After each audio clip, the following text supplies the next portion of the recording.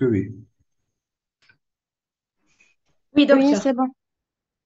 Donc, je continue. Donc, après avoir confirmé le lien de causalité, donc, on va organiser et provoquer une réunion avec le fabricant ou la firme pharmaceutique afin d'avoir le maximum d'informations par rapport au, c'est-à-dire le dossier technique de ce médicament. Donc, c'est quoi le rôle des différents partenaires du système de pharmacovigilance? On va commencer par les professionnels de la santé. Donc, ils sont dans l'obligation, les professionnels, de signaler. Donc, vous voyez ici, dans l'obligation. Donc, tout médecin prescripteur est dans l'obligation de signaler dans les plus brefs délais de tout effet indésirable, attendu ou non attendu, grave et sans délai, les effets indésirables non graves susceptibles d'être dus à un médicament ou à un vaccin. Donc, le signalement, on s'adresse directement au Centre national de pharmacovigilance par des fiches de déclaration de pharmacovigilance, de vaccinaux, de matériaux-vigilance, transmises soit par fax, soit par courrier postal ou bien électronique. Donc, tous les moyens sont bons pour déclarer l'effet indésirable.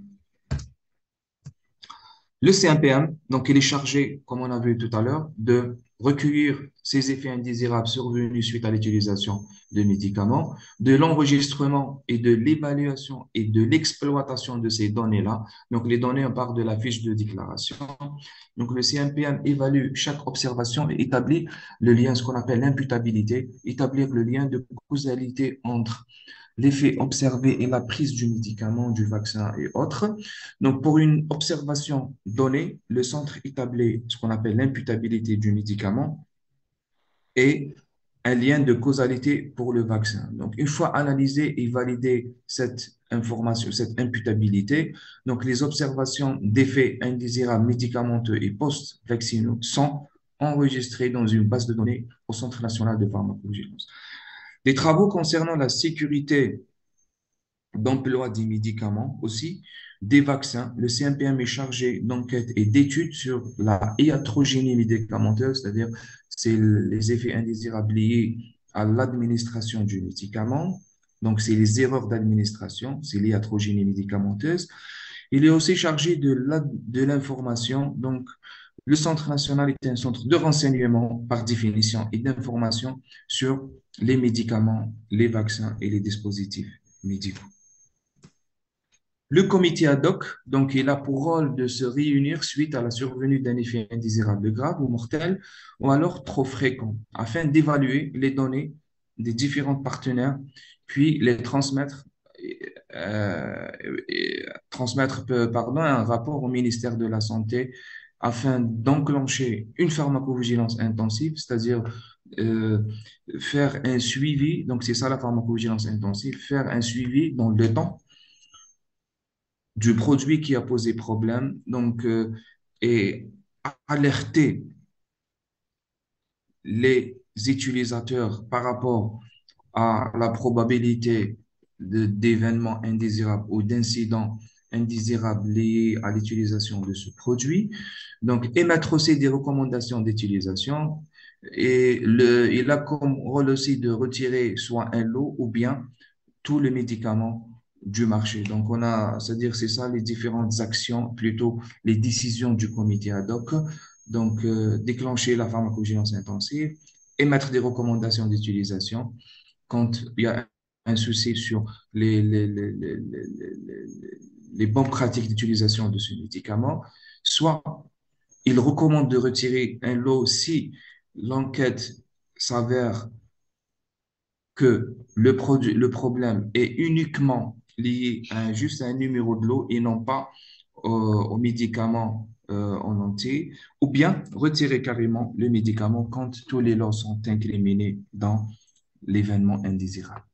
Donc, les firmes pharmaceutiques, donc, et je termine, donc toute entreprise qui exploite un médicament ou produit à usage humain doit mettre en place un service de pharmacovigilance dans le but d'assurer le recueil, l'enregistrement, l'évaluation des informations relatives aux effets indésirables susceptibles d'être dus à des médicaments. Donc, le ministère de la Santé a mis une note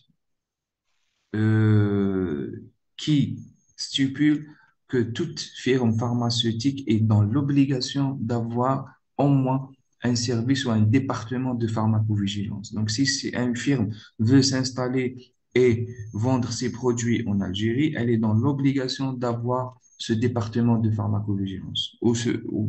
C'est-à-dire à la limite, un service. Voilà. Donc, ce service-là est placé sur la responsabilité d'un médecin ou d'un pharmacien justifiant d'une expérience en matière de pharmacovigilance.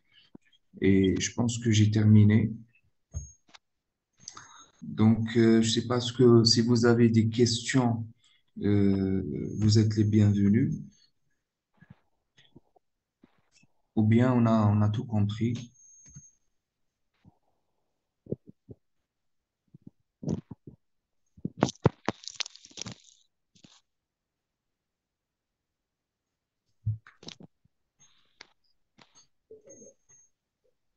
Donc, je vous enverrai le cours si vous n'avez pas de questions à votre délégué.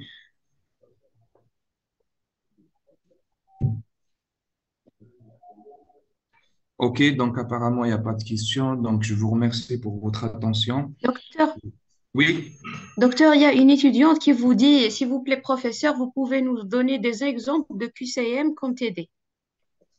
des exemples de, QCM. c'est-à-dire, bon, les questions de QCM, ils sont de genre, quelles sont les missions, quelle est la composition du comité ad hoc, quelles sont les missions du Centre national de pharmacovigilance, quels sont les gens, ou bien les organismes, ou bien les personnes morales qui sont habilitées à déclarer. Donc, c'est en général, puisque c'est un nouveau cours, donc c'est ça ce que ça peut tomber sur l'examen. Voilà. Merci, docteur. Merci, je vous en prie, Sahaf Torkom. Et la semaine prochaine, Inch'Allah, en présentiel. Inch'Allah.